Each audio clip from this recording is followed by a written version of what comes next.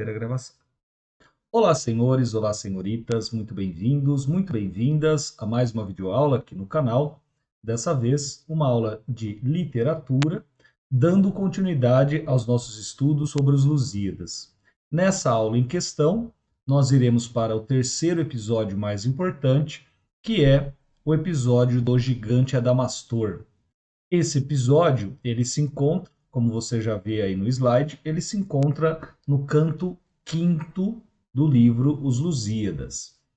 Lembrando a todos e a todas que nós temos já uma aula introdutória aos Lusíadas, né, que vai abarcar de maneira geral a composição do que é os Lusíadas, né, a finalidade, os seus objetivos, né, o que o Camões pretendia com os Lusíadas. Nós temos a primeira aula, que é a Inês de Castro, primeiro episódio, dos 4 mais importantes.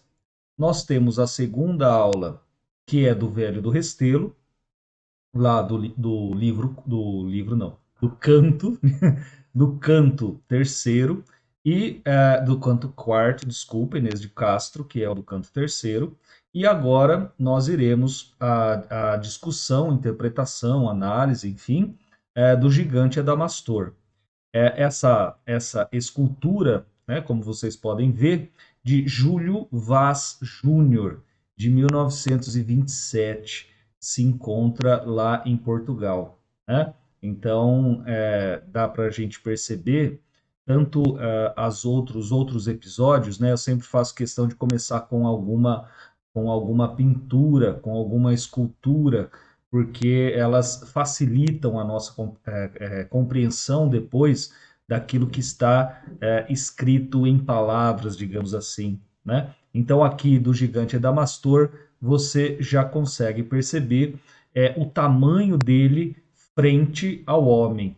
Veja que existe aqui, né, uma um pequeno elemento dessa escultura que representa o ser humano e veja o tamanho do ser humano frente ao gigante Adamastor. Adamastor, gente, Adamastor significa indomável, indomável em grego. Então já dá para você ter a ideia aí, né, do gigante indomável.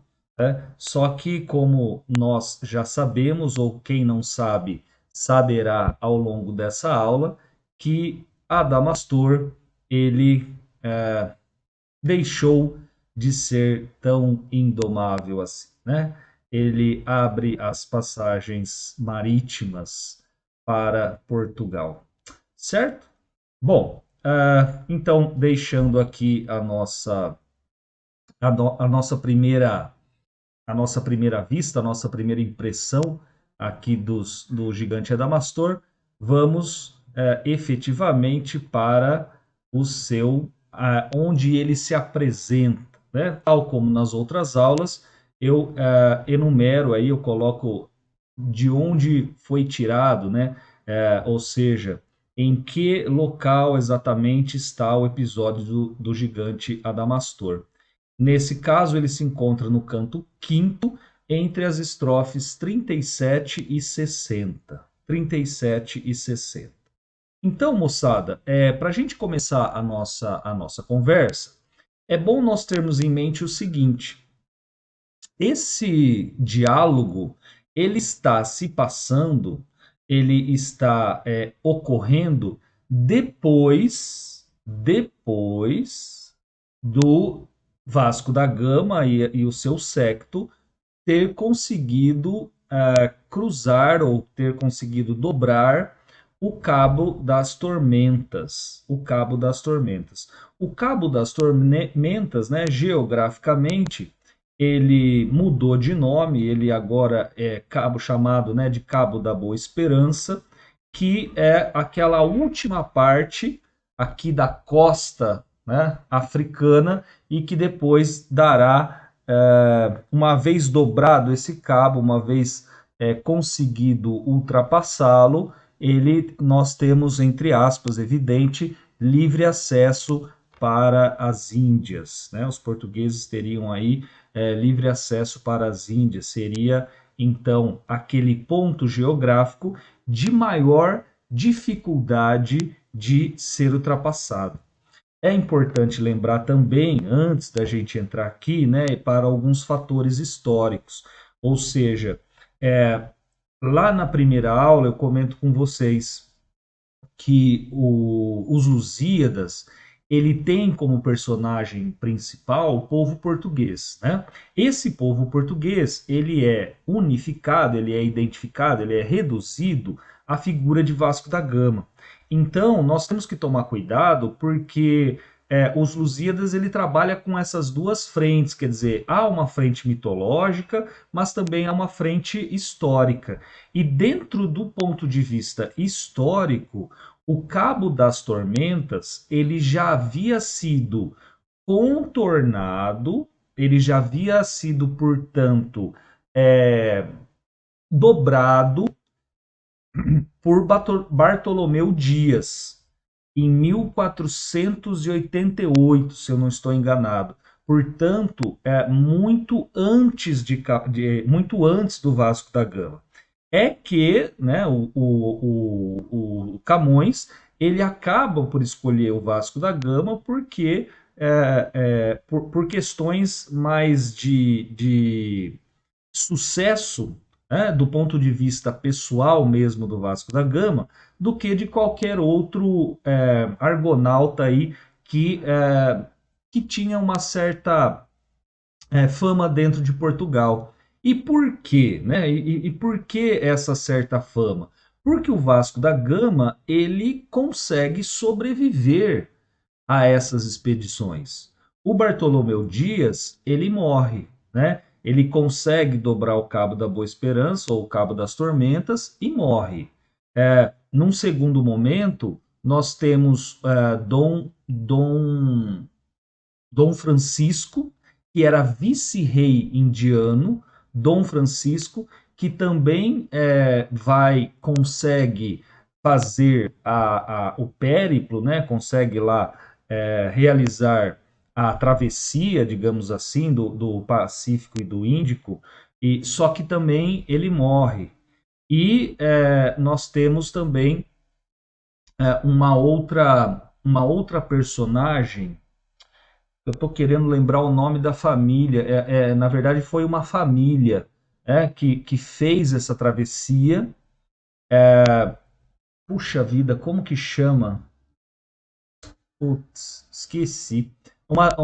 Também tivemos, né, uma terceira figura que era composta por uma família mesmo. Esses caras eles conseguiram também dobrar o Cabo da Boa Esperança, porém houve um naufrágio e eles foram capturados, ou então eles foram resgatados por uma tribo africana. E reza a lenda, isso nós não sabemos, né? Que essa tribo africana teria comido a cada um deles, e primeiro teria comido os filhos e tudo mais. Mas é evidente, né, cara? Provavelmente isso é muito fantasioso, né? Muita mentira. Afinal de contas, aí, século XVI, estamos completamente impregnados dentro de um certo eurocentrismo, né? Então, tudo isso para dizer que a figura do Vasco da Gama, por mais que historicamente não tenha sido ele o primeiro a desbravar os mares, é aquele que obteve mais sucesso aí na sua empreitada, certo? Bom, e o que está acontecendo, né? Onde estamos exatamente? Estamos lá no canto quinto, e no canto quinto o Vasco da Gama está conversando, está batendo um papo, né, com o rei de Melinde. Ele está batendo um papo com o rei de Melinde. Por quê? Porque o rei de Melinde fica puxa vida. Melinde fica a meio caminho das Índias, né? Ou seja, Índias, entendemos aqui Índias por Calicut. Então, nós estamos do Cabo da Boa Esperança até Calicut. Melinde fica bem no centro, fica bem a justa medida ali, bem no meio de todo esse tamanho, esse território, esse tamanho de terra, né? Esse espaço de terra. E aí, o que acontece? O rei de Melinde quer saber, fala assim, como que vocês chegaram aqui, velho? Quem que são vocês, né? Como que vocês chegaram aqui? Então, é a partir desse momento que o Vasco da Gama irá contar o episódio do gigante Adamastor. Ele irá contar esse episódio e a estrofe 38, gente, que aí é uma das primeiras importantes do episódio, ela me parece assim a central para que a gente consiga entender todo o rolê dos Lusíadas, tudo aquilo que toda aquela carga de humanismo presente nesse épico. Embora que a gente vá ler aqui, né, vocês não vão nem existe a palavra aqui Adamastor, né? Adamastor. Então olha só o que acontece. Na 38 diz assim: tão temerosa vinha e carregada que pôs nos corações um grande medo. Bramindo o negro mar de longe brada, como se desse em vão algum rochedo. Ó potestade, disse Vasco da Gama, né? Disse. Ó potestade, disse sublimada, que ameaço divino ou que segredo este clima e este mar nos apresenta, que mor coisa parece que tormenta? Então, qual que é o lance aqui, né? É, então, o senhor Vasco da Gama, como que o senhor chegou aqui? Olha, a história é mais ou menos a seguinte. Nós estávamos viajando há mais ou menos 5 dias, né? Que ele fala lá, 5 sóis. Estávamos viajando há mais ou menos 5 dias em uma calmaria muito grande.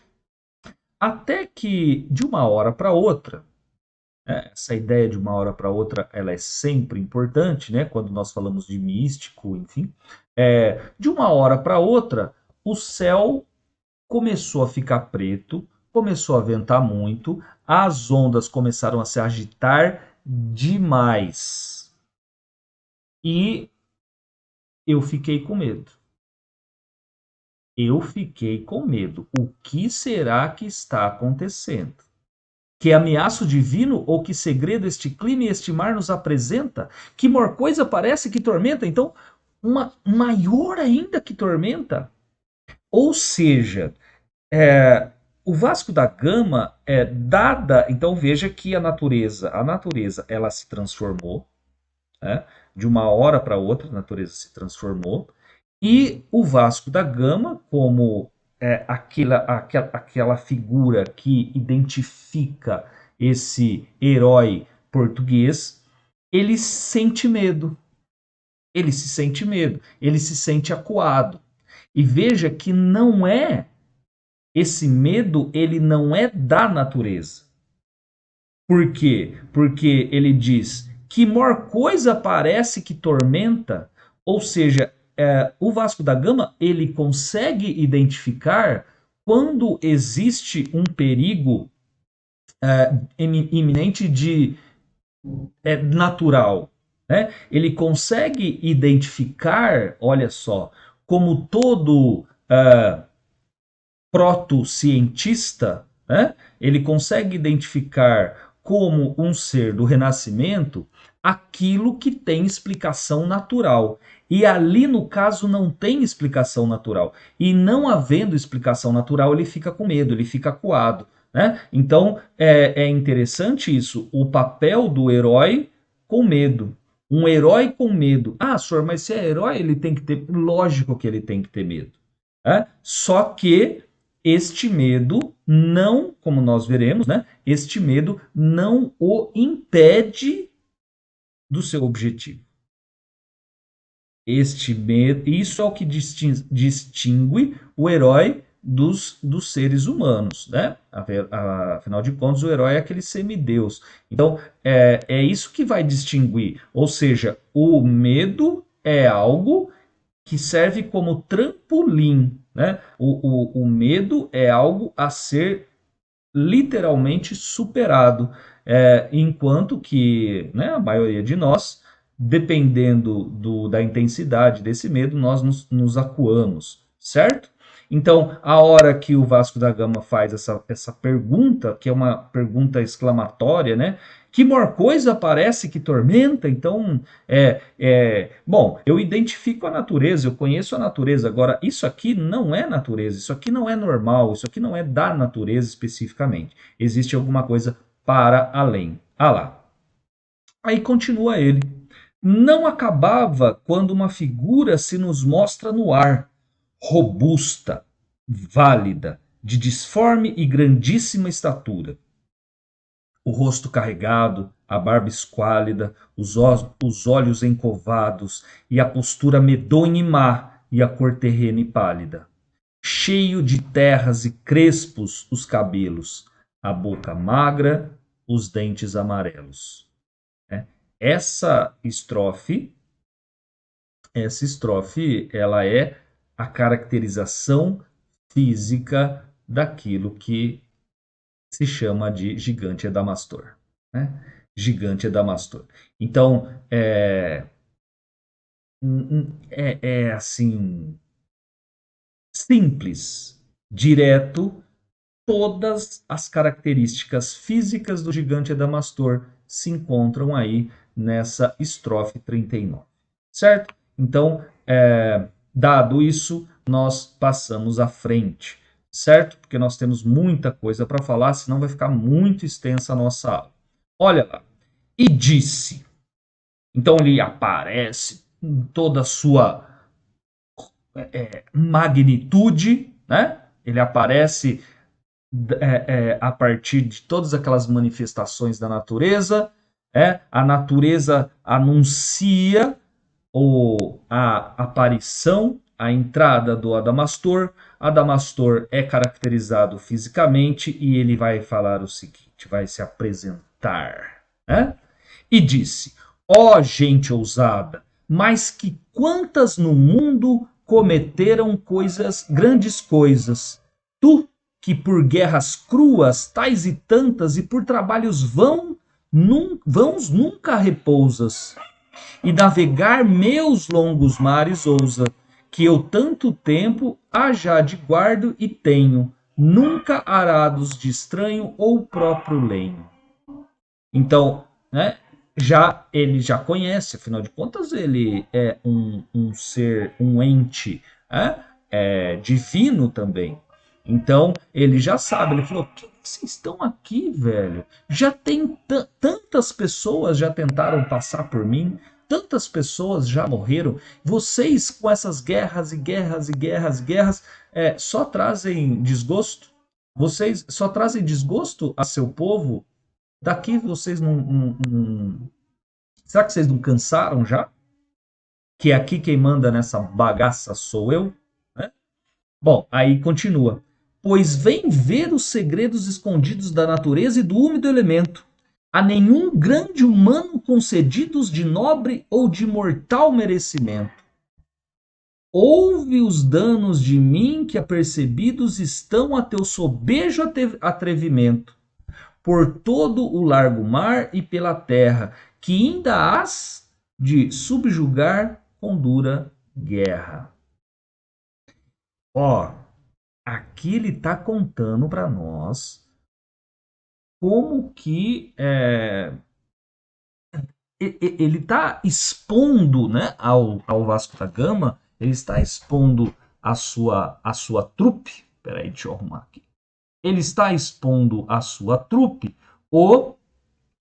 aqui, dá uma ajeitada. Ele está expondo, né? Ele, gigante Adamastor, ele está expondo ao Vasco da Gama o quão ousada é essa travessia. Só que lá no final, olha que coisa mais fantástica, né? Por todo o largo mar e pela terra, que ainda hás de subjugar com dura guerra. Quer dizer, o gigante Adamastor já sabe qual é o, o futuro, o destino de Vasco da Gama, dos Lusíadas. Ele já sabe, né? Ele já sabe enquanto um ser que é divino, né? Então, portanto, ele já conhece onde é que Vasco da Gama chegará. Ele fala, né? Eu comentei isso lá na primeira aula. Os Lusíadas são escritos em uma retrospectiva, quer dizer, 80 anos se passaram dos acontecimentos da navegação e o Camões já os conhece, portanto. E aqui, né, ele fala, aqui o gigante Adamastor, ele fala, olha, tudo que vocês, como que vocês ousam, papapá, e olha lá, que ainda sojulgar, subjugar, né, subjugar, dominar com dura guerra. Então, em outras palavras, parece que o gigante Adamastor está falando assim, cara, será que compensou tudo isso? Será que compensou todo esse desbravamento? Quantas pessoas morreram? Quantas, né? Lembra do velho do Restelo? Quantas mulheres que ficaram aí viúvas?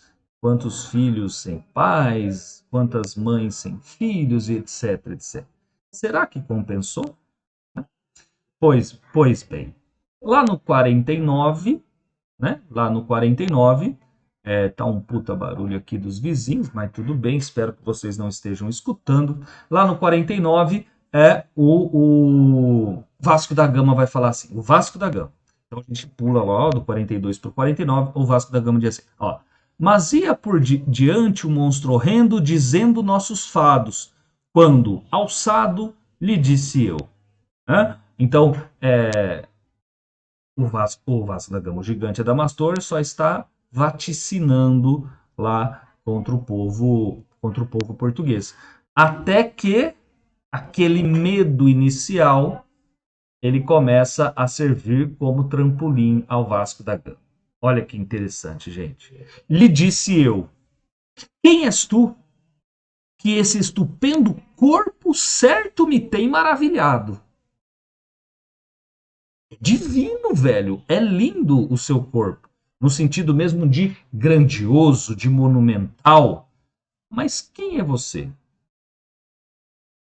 A partir dessa questão, quem é você, as coisas mudam completamente de figura.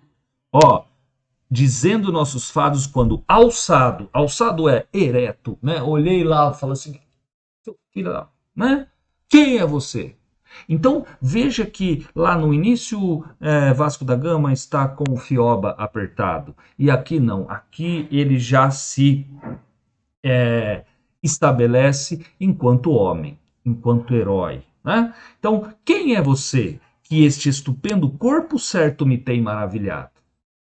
A boca e os olhos negros retorcendo e dando um espantoso e grande brado, me responde com voz pesada e amara, como que ainda pergunta lhe pesara. Então, a hora que o Vasco da Gama pergunta quem é você, aquela bruteza, aquela crueza, ela começa a se desmanchar, a se desfazer. Eu sou aquele oculto e grande cabo a quem chamais vós outros tormentório. O cabo das tormentas, que depois passou a ser chamado de cabo da boa esperança, como nós falamos lá no início da aula. Que nunca a Ptolomeu, Prompório, Estrabo, Plínio e quantos passaram, fui notório. Aqui toda a africana costa a cabo, neste meu nunca visto promontório, que para o polo antártico se estende, a quem vossa ousadia tanto ofende. Então ele se localizou, né? Ele se localizou. a princípio, veja que a pergunta subjetiva, né? Desculpa, a pergunta que atinge a sua subjetividade, ou melhor, a pergunta que deveria atingir a sua subjetividade não atinge. Então, em outras palavras, manja quando alguém pergunta para você, quem é você? Ah, sou corintiano. Ah, sou professor. Então, tudo bem, corintiano, professor, temos um monte. A questão é, esse quem é você é uma questão subjetiva que pretende analisar ou que pretende trazer à tona as características particulares de um ser. E aqui ele conseguiu, Gigante Adamastor, ele conseguiu se ausentar, né? Ele conseguiu se safar. Ah, eu sou o Cabo da Boa Esperança, ó, vários aqui já tentaram passar e ninguém conseguiu e eu não autorizei essa, essa passagem, etc. Só que as coisas vão. Então, eu vou saindo daquilo que é objetivo, daquilo que é mais neutro, daquilo que é mais superficial. Eu não, né? O próprio Gigante Adamastor, ele vai permitindo expor-se. Ele vai permitindo se desfazer das suas armaduras, da sua carapaça, né? Da sua carcaça, digamos assim, não carapaça. Então, ali na 51, veja, olha que ele vai dizer: fui dos filhos aspérrimos da terra, qual Encélado, Egeu e o Centímano. Chamei-me Adamastor, e fui na guerra contra o que vibra os raios de Vulcano. Ele foi para a guerra contra Júpiter, portanto. Não que pusesse serra sobre serra, mas, conquistando as ondas do oceano, fui capitão do mar, por onde andava a armada de Netuno que eu buscava. Então veja, ele foi para a guerra no sentido de que ele se colocou contra Júpiter, né? Lembre-se, primeira aula lá dos Lusíadas. No início já da obra, aparece o concílio dos deuses que vão discutir e vão decidir o destino, o fado português, né? E Júpiter é o que é o manda-chuva, né? É o deus dos deuses, é Zeus, no caso romano aqui, né? Júpiter vai chegar e vai falar assim, velho, os portugueses vão conquistar as Índias, os portugueses chegarão às Índias. Só que essa afirmação, ela não é, digamos, não é unânime. Não é unânime por quê? Porque nós temos Baco, né? Nós temos Baco, que ele é um deus e que ele não aceita essa colocação de Júpiter. E por que ele não aceita? Porque Baco, dentro da Índia, da região chamada Índias, né, ele é louvado. Então, quer dizer, como todos os deuses, ele gosta de ser bajulado. E o Baco, caso os portugueses atingissem a Índia, Baco não seria mais idolatrado, louvado, etc. Por quê? Porque os portugueses eles adoram a Deus. Os portugueses eles têm esse diálogo de Camões, ele será eterno, né? Quer dizer, eles conversam com todos os deuses, né? Os portugueses e tudo mais, mas são cristãos e fim de papo, né? Fim de papo. Então, aqui o que está mostrando? Quem foi, em um primeiro momento, Adamastor? Adamastor entrou em guerra, quer dizer, ele se indispôs com os deuses e tal, com Júpiter por excelência, e naquele momento ele venceu a batalha, venceu a disputa, né, e se tornou por Netuno, que é o deus do mar, né, que é o responsável que seria o Poseidon, que é Netuno que governa as leis, digamos assim, né? Que o mar é governado por Netuno, e ele se tornou então aí um capitão, né? Fazendo parte, olha lá, a Armada de Netuno, né? Muito bem. Amores da alta esposa de Peleu me fizeram tomar tamanha empresa. Oxe, Maria. Olha o amor entrando, para variar um pouco, né? Todas as deusas desprezei do céu, só por amar das águas a princesa. Um dia a vi, com as filhas de Nereu, sair nua na praia e logo presa, a vontade senti de tal maneira que ainda não sinto coisa que mais queira. Então, de que ele está falando? Ele está falando do amor da vida dele, né?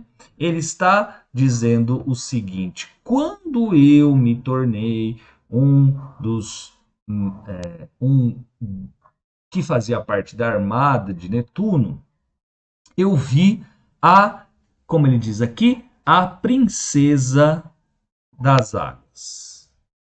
A princesa das águas é a ninfa Tétis, né? É a ninfa Tétis. E aí, o que acontece?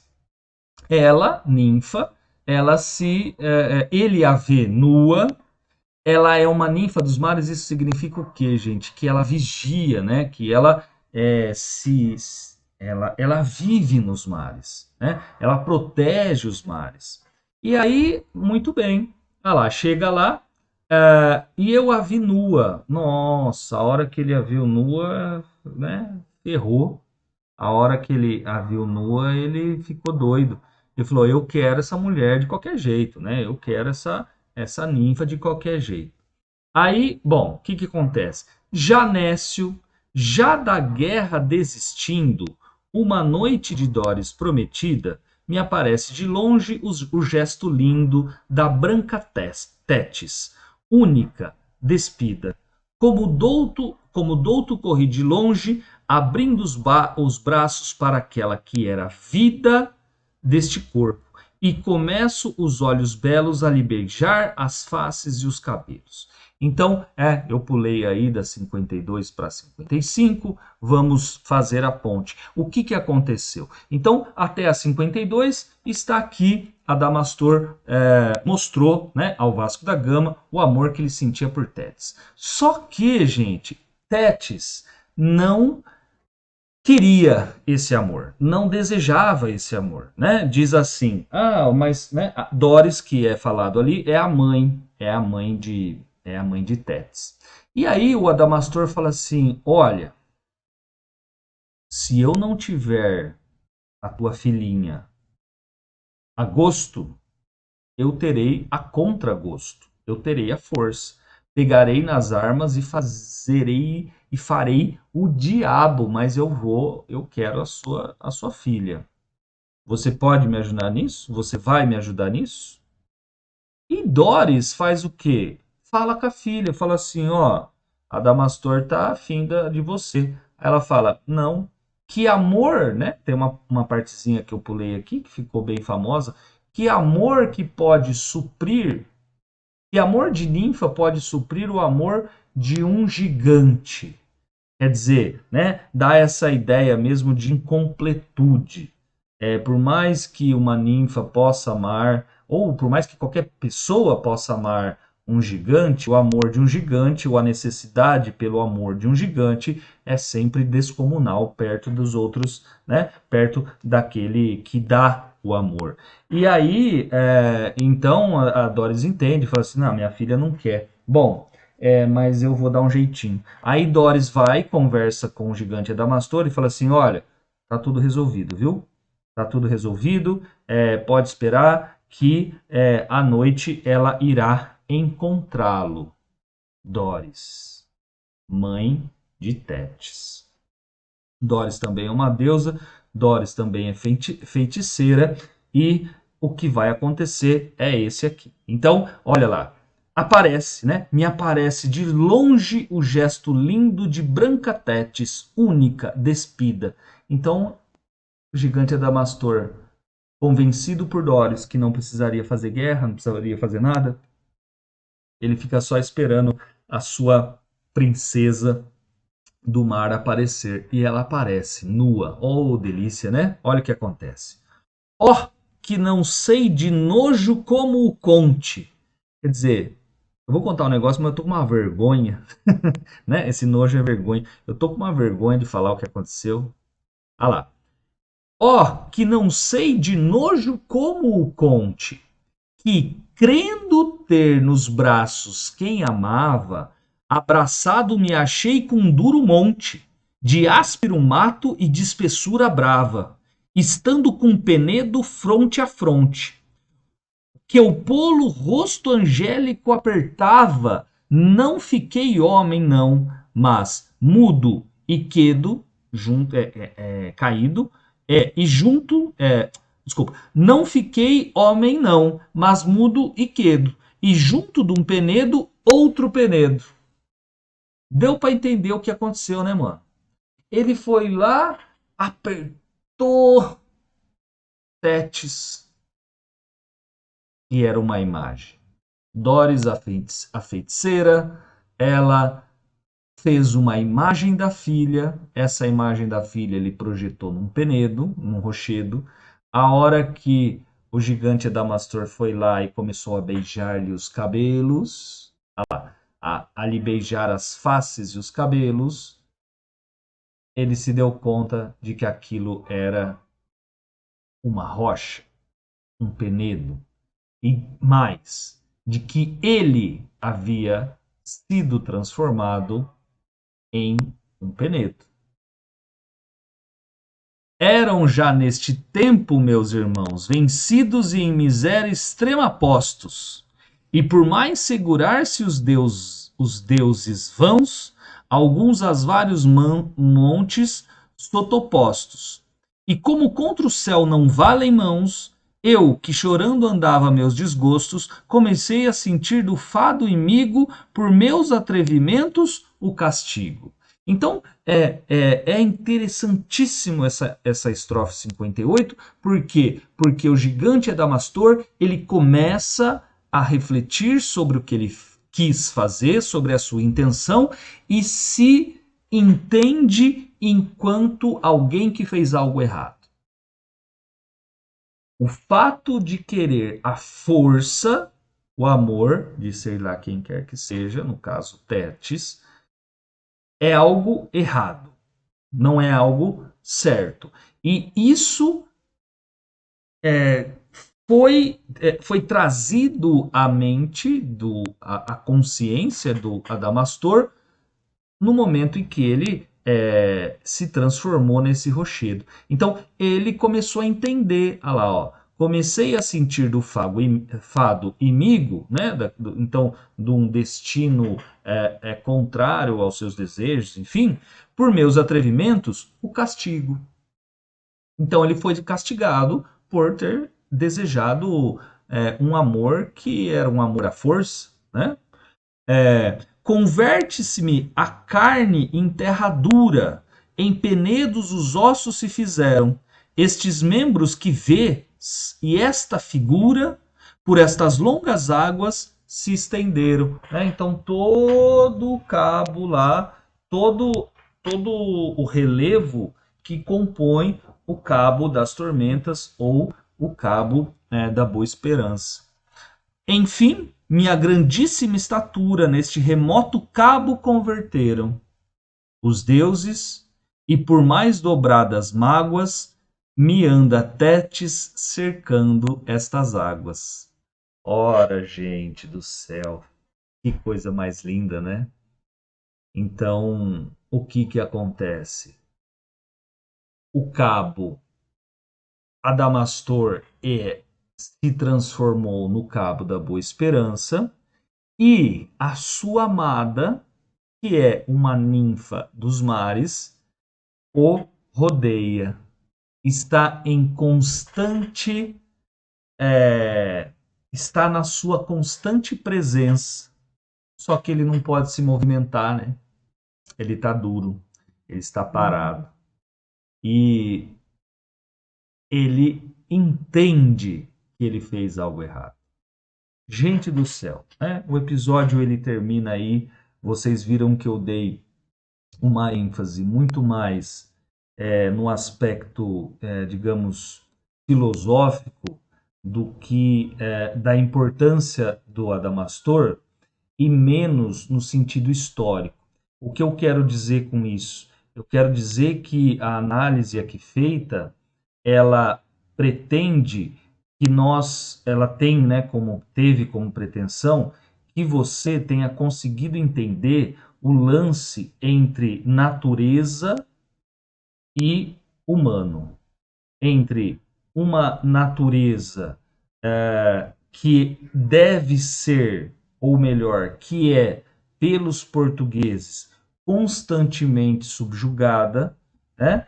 E o fato de que esse constante desejo de dominação pode produzir um certo revés, né?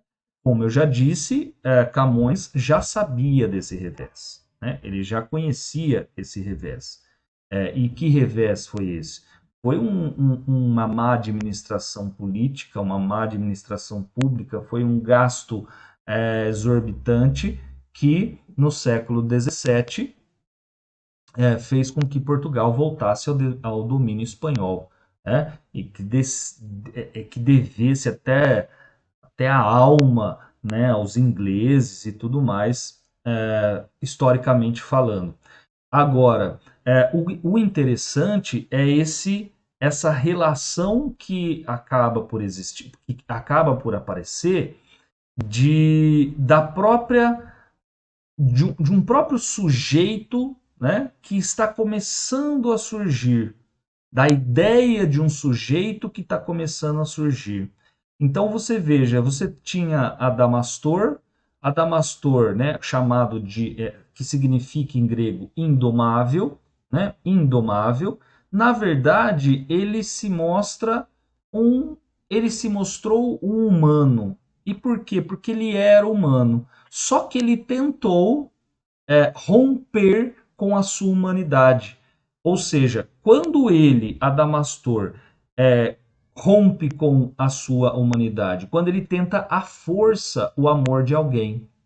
Né? Então, digamos, humano para o humano, isso não é humano. Né? O estupro não é humano. Então, a molestação não é humana. Então, ele, Adamastor, ele é julgado por ultrapassar os limites da humanidade. Ultrapassar os limites da humanidade. E quem ultrapassa os limites da humanidade só pode ser um animal, portanto, só pode ser natureza. Ora, se é natureza, então o transformemos. Se ele quer ser considerado, se ele quer ser chamado de animal, então pronto, coloque-se lá um rochedo. Então há essa transformação do homem, Adamastor, em elemento natural, rochedo. Por outro lado, você tem o Vasco da Gama e a Vasco da Gama ou os Lusíadas, você tem o inverso. Né? Você tem a questão da humanidade e o que é a humanidade? O ser humano. O ser humano ele se sobrepor à natureza. Ser humano é dominar a natureza. Ser um ser humano se sobrepujar, né? Se sobrepor, dominar aquilo que é instintivo, aquilo que é natural, aquilo que está fora, está tanto dentro da nossa consciência quanto fora da nossa consciência. Então, e aí você percebe quem tem mais sucesso? Aquele que domina a natureza, não aquele que é dominado pela natureza. Embora aquele que domine a natureza vai ter o seu revés lá. Mas aqui, não, né? Aqui tá certo. Então, por que tá certo? Porque lá na estrofe 60, na estrofe 61, o que nós teremos? Nós teremos o Adamastor falando assim, vai embora então, né? Assim, vai fazer o que você tem que fazer, eu vou continuar aqui. né? Então, esse diálogo existente entre se sobrepor à natureza e intensificar a natureza é de tamanho peso filosófico. Bom, assim dito, moçada, só para finalizar, aqui, né, eu apresento muito rapidamente tudo aquilo que foi falado, as pontuações, a pontuação das estrofes que eu costumo fazer. Na estrofe 38, né, a natureza está manifesta, com a iminente, né, com a direta, quase que imediata, a aparição de Adamastor. Então, há toda aquela mudança da natureza para indicar o aparecimento de Adamastor. O 39 nós temos a caracterização física, 41, 42 os vaticínios de Adamastor contra os portugueses, quer dizer, vaticínio significa, né, as previsões, tudo que vai acontecer com o povo português. 49, o revés de Vasco da Gama para com Adamastor. Então, que é essa 49? Que é esse revés? É quando o Vasco da Gama, que era assim, perto do gigante, ele se torna assim e o gigante assim. Ou seja, quando ele pergunta, quem que é você? Quem que é você? Esse que eu coloquei aí como revés. Do 50 ao 52, a apresentação do Adamastor. 55, 56 é a traição, né? Em que ele vai lá né? ser traído pela mãe da sua amada. E no 58 e 59, a transformação de Adamastor no Cabo das Tormentas. E, né, no 58, a gente tem o reconhecimento de que ele estava errado. Né?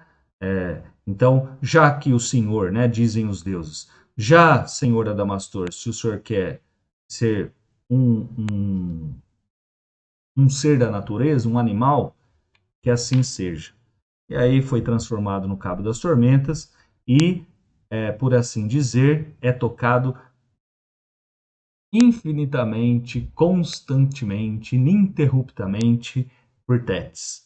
Ele, né, Tétis a toca com a sua maré, com as suas ondas, mas ele não pode fazer nada. Certo, gente? Beleza? Espero que vocês tenham entendido, espero que vocês tenham gostado. Daqui a pouco já vamos para a nossa, né, faltando apenas uma aula para nós terminarmos o Camões, a Ilha dos Amores, a recompensa da deusa Vênus para com os portugueses, certo? Beijos, beijos, beijos. Até a próxima. Muito obrigado pela atenção. Valeu.